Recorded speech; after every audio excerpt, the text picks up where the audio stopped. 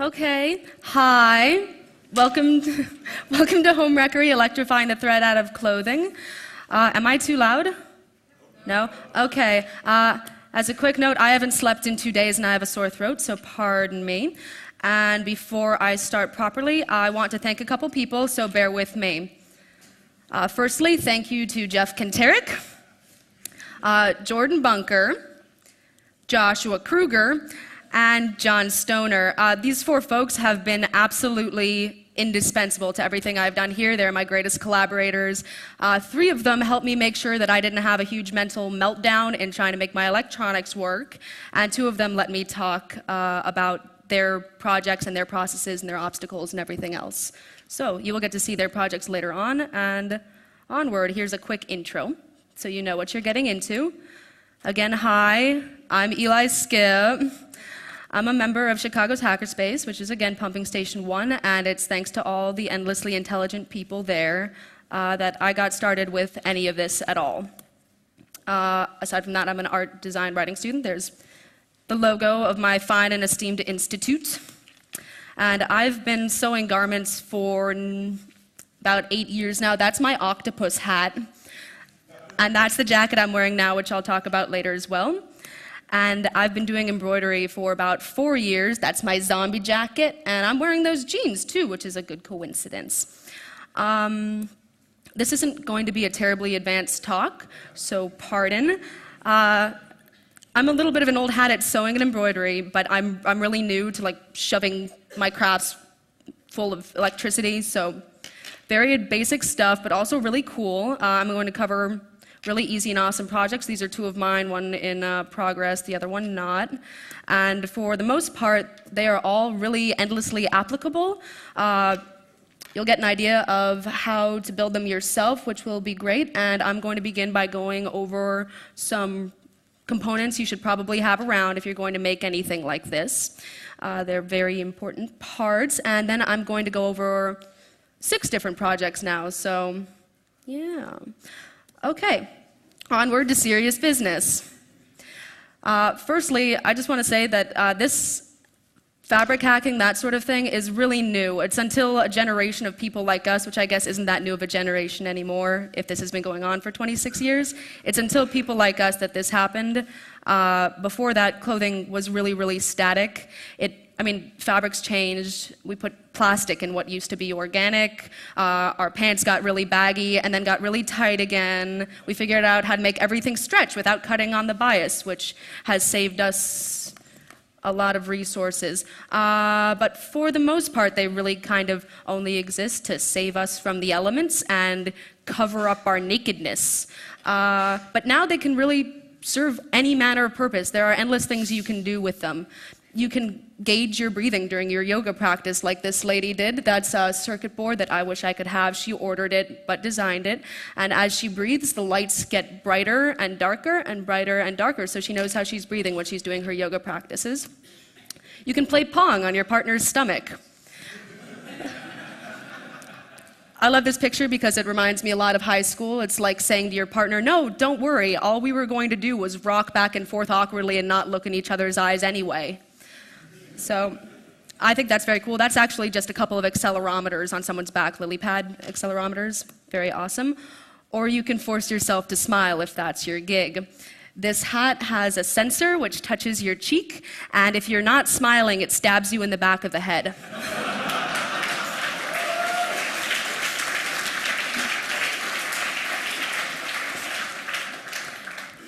Anyway, more to the point, you can build all of these things yourself, except for the circuit board. She ordered that, but she still designed it. So for the most part, all of this kind of easy to do. All you need is a little instruction and the right components. So here are the seriously important parts that you should probably have around.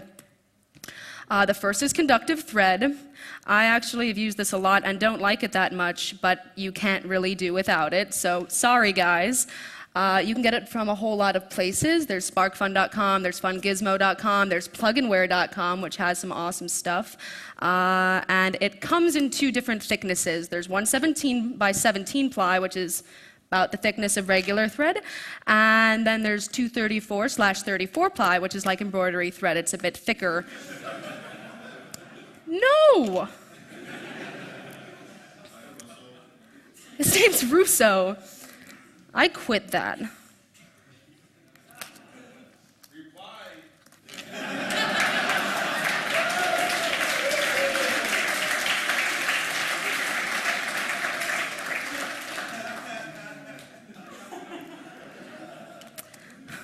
Okay. Serious business. We're onward to serious business, I promise. Okay, will this bring me back where I was? No, it won't.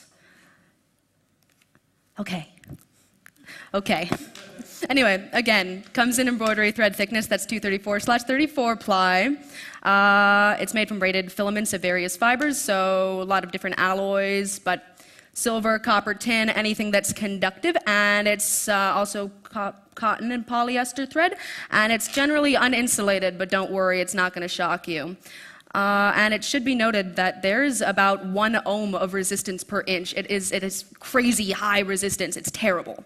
It really is. The 117/17 ply has far more resistance than the embroidery thread one, so try to use it when you can. It's good stuff. And the resistance also changes when you stretch it. I can't remember if it goes higher, but it probably does, knowing this stuff. It's very finicky, but it's also very cool. But if you'd like to make your own, which might well be more reliable than the kind you can purchase, this is an instructable site on how to do it. As a note, if any of you want these addresses and don't have time to write them down, at the end I will give everyone my email, my Twitter, and a link to a slideshare.net profile where you can get them all and a copy of this presentation. Thanks, aesthetics. Okay.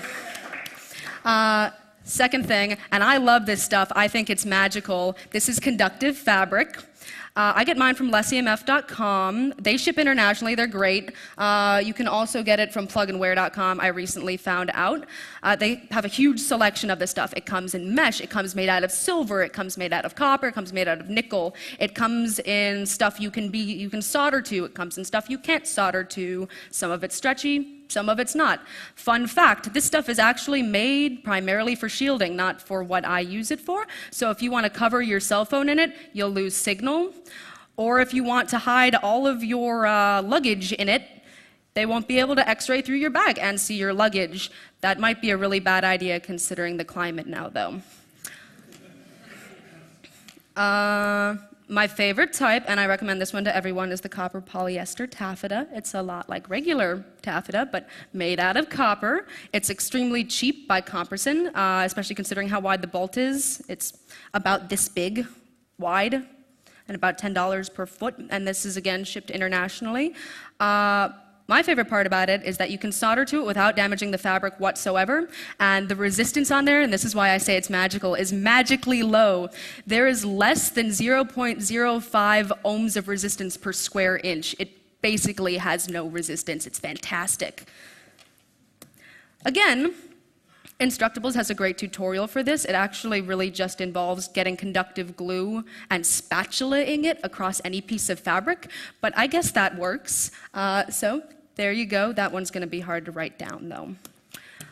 LEDs, actually not necessary at all, but really glowy and pretty.